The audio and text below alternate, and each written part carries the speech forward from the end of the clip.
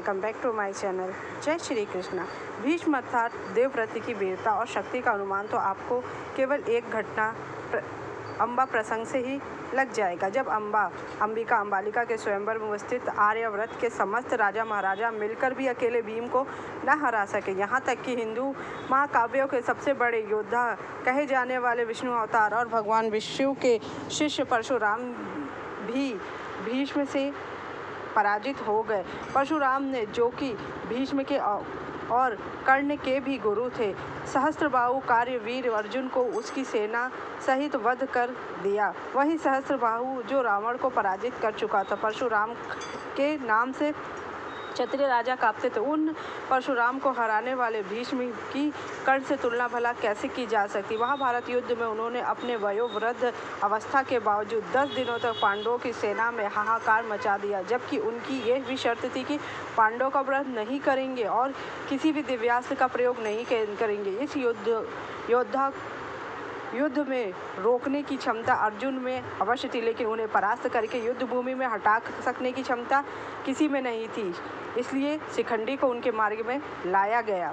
अब करते हैं युद्ध में। द्रोणाचार्य की उम्र करीब 400 वर्ष थी। देखिए, द्रोणाचार्य अपने 5 दिनों के सेनापतित्व में वे 16वें दिन के नव युवकों की तरह लड़े। इनके पास मानवास्त्र, जो हर प्रकार के कवच को तोड़ने में सक्षम है, ब्रह्मशिरास्त्र,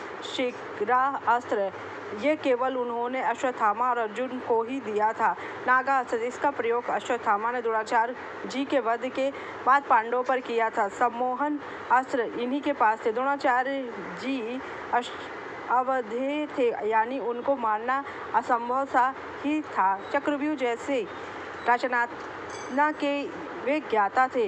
इनका पुत्र प्रेम ही इनको ले डूबा। इनको मारने के लिए भीमसेन को इनके पुत्र के नाम से मिलता जुलता नाम वाला हाथी मारना पड़ा। तब द्रोणाचार्य पांडवों की सेना को तहस नहस कर रहे थे।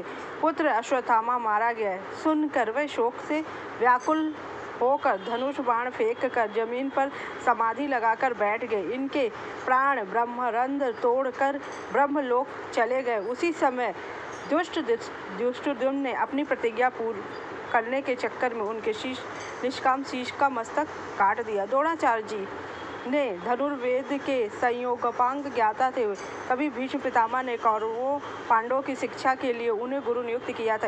इनका जन्म भरद्वाज मुनि के वीर से एक यज्ञ पात्र द्रोण में हुआ था।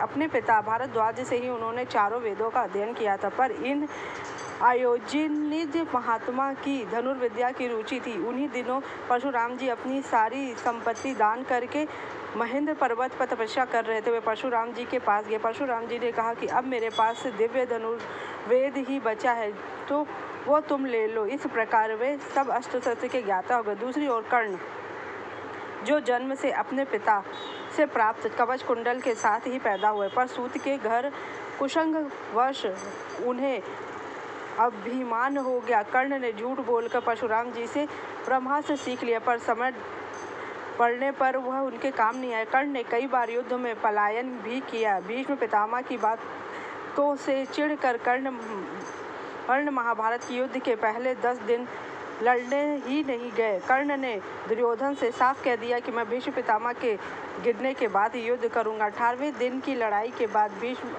पितामह गिरे ही नहीं तो क्या कर्ण की वीरता का क्या देखने को मिलता। भीष्म पितामह को अर्जुन द्वारा बाणों की शैया पे जाने के बाद ही कर्ण युद्ध के लिए आया। अब उसके पास कवच कुंडल नहीं है, सिर्फ एक अमोघ अस्त्र है, और उसका इस हिसाब से अगर देखा जाए तो कर्ण को भी मारना आसान है। और द्रोणाचार्य के लिए तो धृष्टद्युम्न पैदा हुआ है। इनमें सबसे शक्तिशाली कोई है तो वो भीष्म पितामह, क्योंकि भीष्म पितामह को अजय अमर और इच्छा मृत्यु का वरदान है। वो अगर अपने उस महाभारत युद्ध में अगर दिव्यास्त्रों का प्रयोग कर दिए होते तो शायद युद्ध एक दिन में ही समाप्त हो जाता, क्योंकि उनके पास सभी को मारने की क्षमता थी। लेकिन जिस तरफ भगवान श्री कृष्ण खड़े हैं और जहाँ धर्म है, वहाँ कोई किसी को हरा नहीं सकता है। इसलिए कहा जाए तो कर्ण से ज़्यादा और द्रोणाचार्य से ज़्यादा शक्ति पितामह भीष्म थी, क्योंकि द्रोणाचार्य अपने पुत्र मोह में अपना कर्तव्य भूलकर अपनी मृत्यु को गले लगाते। लेकिन भीष्म पितामह अंत समय तक, जब तक उनकी देश की चारों तरफ से सुरक्षित हुई, तब तक उन्होंने मृत्यु को गले नहीं लगाया। अगर आपको मेरी जानकारी अच्छी लगी तो मेरे चैनल को लाइक कीजिए, सब्सक्राइब कीजिए, शेयर कीजिए। Thank you so